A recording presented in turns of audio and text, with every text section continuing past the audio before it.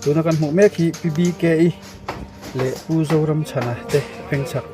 chen na ania e thlin anuai thuru maya anma ani nu pa hi chimpui ni nan soya ma se an na lo hlau a pathian zara an him hlau ani ei khotlang lom ngai ten tu na hian an thian fai me ka athlang khu motor kong pui mai ania kong pui no box ya thian fai me ka ni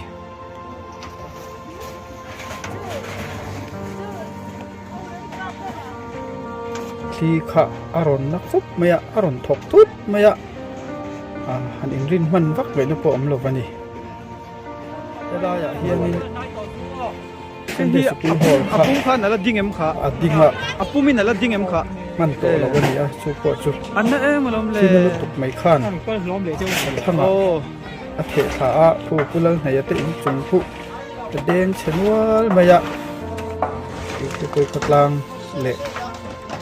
phần đóng bằng phần thật lang cho nên thiền phải mê cả khu cổng car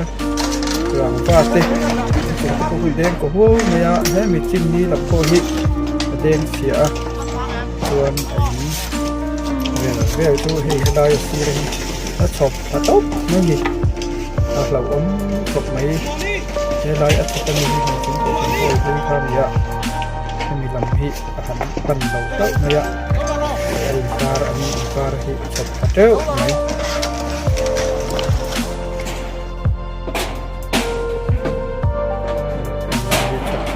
mai yang na deng sia hi po hi ba ko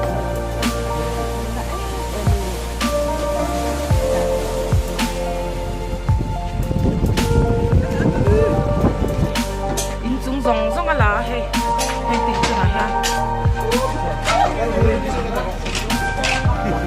ini po kan siling tiat la than ti he henga in ti po hi lo atlak lavin aum na sakhop mai turun tu hey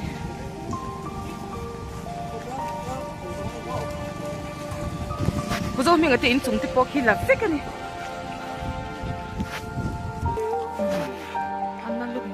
siling hi rong uvela ti poso hinga tluna salu tuk song so ei ti hian om vek meya ma se tam lo hi tro dina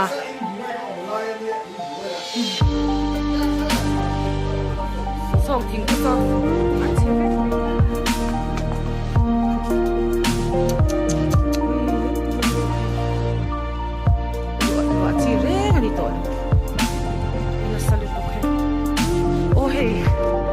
siya mati in kha he i zoram ko san thar be in thang kha ania chamin he op ne ko me hut fu lu ko thli hi o he chena sako me in anu swidan to yam ko mai lu ama siya ma pe tu lu ti kha apim le ma la dan dan ti kha na shwa he kan fak don se in yang ti ti kha ni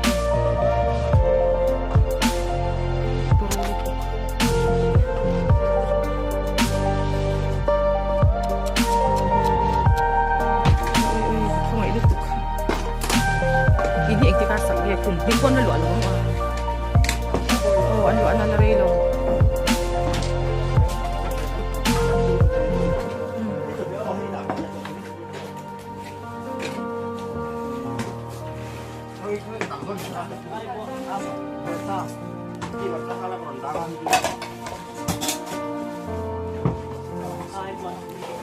Ay asok ne lutok.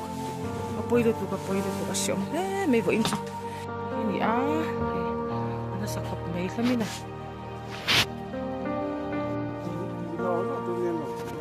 Ayaw, may kagawam.